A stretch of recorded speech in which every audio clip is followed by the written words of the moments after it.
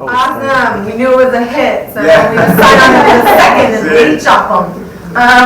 It was awesome. It was so seamless, you know, like with a big, huge movie like that, you don't expect to have it feels like such a home, like such a really cozy, fun, happy environment, and that's exactly what it was. You know, by day you're running from cranks and, you know, surviving the tumultuous elements, and by night you're playing Mario Kart and everyone's in one room and they're all eating Cheetos.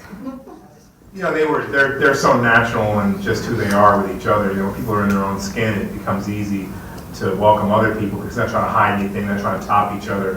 And these guys were, you know, they had experience of being in this very desolate world. Believe me, we were in Albuquerque in the mountains at 3 in the morning. We only had each other. We only had each other. It was cold and we were running and jumping and skipping and hopping and doing all that stuff and then having to say dialogue and be honest and truthful about it. So they welcomed us beautifully. I mean, we both had a sense that we were feeling our way in the first couple of days, but it was just about instant, you know. And it's nice to be welcomed into a cast that has worked together so seamlessly for so long. That respects you and you respect what they do, and that's, you know, that's the highest regard. And I'm such a hermit that I don't, you know, I'm not ingratiating myself into many groups. You know, I like to, you know, be home and do my own little thing. But especially for someone like me who's not used to that, the group mentality was like amazing. It was nice to rely on my friends and have my friends inspire me, and yeah, it was really eye-opening for me. Do you guys get? Do either of you have like favorite dystopian movies? This one.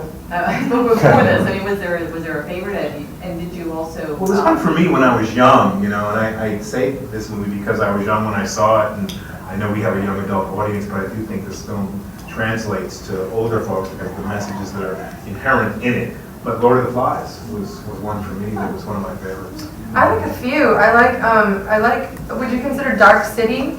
I love Dark City. I thought Dark City was so wonderfully shot and so creepy, and so everything was in shadows, you know, and I really loved that. What about Children of Men? Children of Men. That blew me away, and just the concept of like hope. That tracking shot with the baby, it's all about hope, and that's really what the dystopian, a good dystopian movie will do. It'll bring you that feeling of hope rather than just like, wow, that was kick-ass, you know, like, oh wow, there's a lot of bells and whistles. What it really makes you do is like, forget the fantastical world and the cranks and the elements and everything they've escaped from, you know, like, these people have a real connection. These people, they're striving for something. They're striving for something, you know, it has a heartbeat, and that's important for any good sci-fi movie, any good action movie, any good dystopian movie, and this is all three. So it's sometimes difficult in the film world because we have so many of the movies that are sort of on the same beat, on the same rhythm, about the same kind of subject matter. And, you know, I'm so glad to be in this that Fox didn't back down and Wes had a sort of a new and fresh vision of it, and that he wanted to really develop character in this. And vulnerability. Yeah, and vulnerability, and people really talking to each other. So this is going to stand out from these other movies that are coming out sort of right around this time that has existed for a little while. Because it's a film where, you know, and God knows what's going to happen in the next one, but where it could be a theme of revenge, it could be a theme of revenge and freedom, it could be, you know, getting equal. But I have a feeling it's going to be ultimately about, you know, creating the new world that is going to be indicative of where we're all going to be. Starting over. You know, I think that's a really, that message resonates right now, especially because there's so much like bad information being barraged at everyone. I'm sure you're all on Twitter like scrolling like, oh, that was a funny joke. Oh my God, whales are dying in record numbers. Like that is, there's so much coming at you. Trump might get elected. You know, like, there's so much to be jaded about, and these kids have that to the nth degree, and they just want to survive, and they have hope, and they're, you know, they're banding together, and I feel like that's the message that the audience is going to, you know, learn and see, but also what they're asking for. There's a reason why we're seeing so many of these things right now, and you know, this is the cream of the crop, but it's, you know, that's why it's resonating with these younger audiences, because they're the ones on their phone like, I feel so like Yeah, they feel I feel so hopeless. hopeless, like I feel so affected by all of this stuff, and I don't know how to express it. And so they pick up James Dashner's book, and they're like, "Oh, this is expressing that feeling that I'm having of like hopelessness and lostness and insecurities," you know. And just being a teen is like your own dystopian. Like, I'm sure if any of you have teens, you're like, "Oh my God, everything's all is lost." You know, and you're surviving that. You're just surviving being a teen, and you're surviving all this other stuff. That's why it resonates so much. Yeah. Watch out for that barrel on fire. Yeah. Watch out for those pipes. Yeah. You're gonna go in a second. Yeah, things just like popping off in your face. You're like, "Bleh." Yeah, there was a ton of gun play for me, like with a rifle and a handgun, and then just a whole host of gymnastics. You know, sliding down elevator shafts, I'm walking across beams, I'm tumbling over things. Dylan and I are running a lot. We're rock climbing, so there was a lot to, you know, do to get prepared for something like that. You know, if you're not prepared, you could totally step the wrong way and then there goes your leg. But like, yeah, it was very active. It was very hard, but I totally enjoyed it. It's a physical film, Yeah. as you see. You mentioned walking beams. Did you walk that beam? Yeah, we did. We're on a rope. We're on a wire. So if you fall, like someone's got you, but you don't feel the weight until you sit down, and you can't sit down because you're on a beam. So your mind is like, I'm gonna fall off this beam. I'm not being secured to anything because you don't feel it taut. You know, you don't feel the tension of the wire. So we're like walking across, and any time they yelled cut, I was like, oh shit. So like I was like, oh my God, you're 50 feet up. You know, like that's a good drop. That's a healthy drop. And Dylan was like, it's okay, Rose, there is no spoon. There is no spoon. And I was like, okay. And then they would yell action, and I was like really tough. And like, yeah, I can walk this, and then they yelled cut, and I'd be like, oh my God. So it was really just like the moment the camera was rolling, I was like, I'm Brenda. And then they stopped, and I was like, I'm Rosa. I'm not her. I'm like, oh. Thomas and Brenda, you know, they sort of need each other to pull each other through the Scorch. So I'm wondering, in what way does Dylan need you to pull all of this off? In the movie? Like as an actor? As an actor. No, come on, hope she's good. That kind of thing.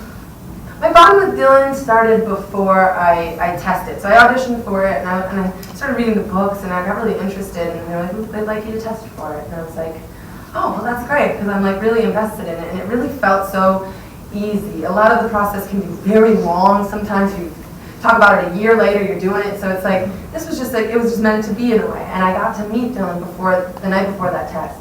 And we just totally hit it off, and like best friends that had never met, you know, and it was just awesome, and we were like hanging out and like throwing down, and you need that camaraderie. Like that's what, you know, when Thomas meets Brenda, he's been leading these gladers out of their comfortable zone, and then out against grievers, and then out into the scorch, and they're like, hey, thanks, bud.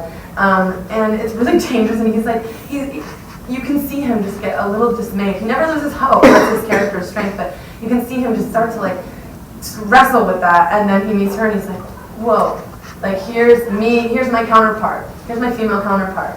She's tough.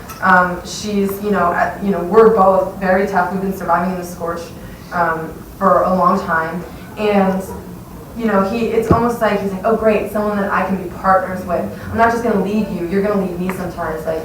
And you see him a little bit taking the load off and like trusting her, and she's trusting him. So it's a lot about trust, and it's a lot about, you know, he's being teamed up with someone who is as scrappy as he is, you know.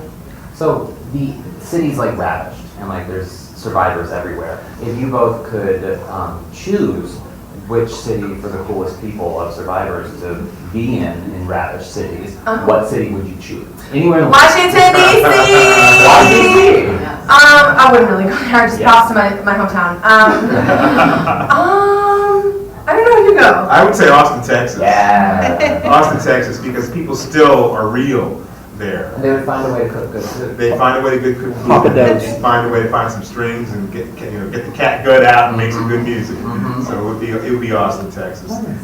I don't seem. I talked about the apocalypse last night, and me and my friends were having some beers, and like, all right, if it happens, meet me at this destination. I'm not going to give it to you guys. I don't know. You should know more than me. And I don't want you to come get us. You just don't know if you want us there. Yeah, I don't know you guys yet. We'll see. I'll send you an application. You can send me some references I can call. But we were talking about it, and as the conversation went on, like, things got more real, and we just realized that we would go north and stopping in Yosemite, because then there's fresh water sources.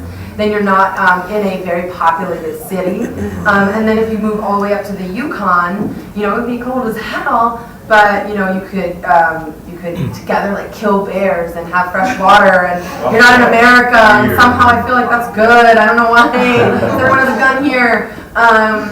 So yeah, just like going like north, very, very north. That's my plan, guys. Maybe at Camp 4 in Yosemite. By far, Jorge's lair is one of the most interesting sets in the film. Wes, our director, our fearless leader, spent so much time really thinking about that design. It has pieces of our world. It has fragments of the world that we used to know. And what makes it so great is that you can take all those pieces and make something that will be applicable and something you can use in the new world. And so Jorge has done that to create the world in which he lives in, and which he and Brenda have survived in for so long. It would be great if we were able to stay there, because it looks like a wrecked out building, but it's a place that has all of these great elements. And so Jorge has educated himself in the time he's been there. He's been able to read, he's collected things, he's scavenged everything from what was left and put it in this, if you think about it, like a really interesting and vast library. And so the ability to be able to live there for a long time came out of all the things that were collected and communicating. Because part of this world and part of what Jorge has done is to create, have a radio to be able to try to figure out how to communicate with the right arm, to chain the scavengers is a brilliant idea. The cranks, brilliant idea to be the guard dogs and the watchdogs of the gate. Very, very brilliant. So he's found a way to survive. Having to leave that is crushing. It's a crushing blow, but it's a necessity. And it's also what was always expected. What does he say to Brenda? We knew this time was coming. It's now. Have to go. We gotta go. And so it's an interesting world of the lair, and was very comfortable for all of us. Obviously he starts out, asking them, when these young laders come, who are you, where'd you come from, and what can you do for me? But then he eventually realizes that they are currency, but they do have the same dream that he has. And when he realizes that, then he understands the fact that he cannot allow them to be sold to wicked. He has to be an aid in their freedom, because that's what it's about. I like the tunnels. Period. They're cool. They light up and stuff. Like you guys. I just whipped out a joint.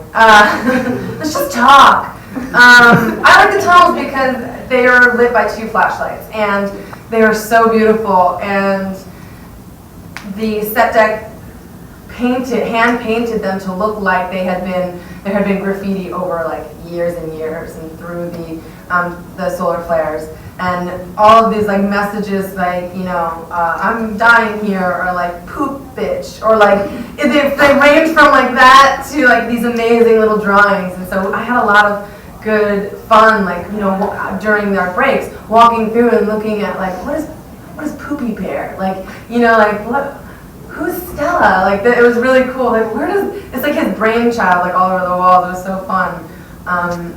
Yeah, and it was just I like the sound, the cavernous sound of the tunnels, and it's really creepy. So. Altitude? I put myself through strength and conditioning all the time to be ready. They put Rosa through they put me through a lot. ringer.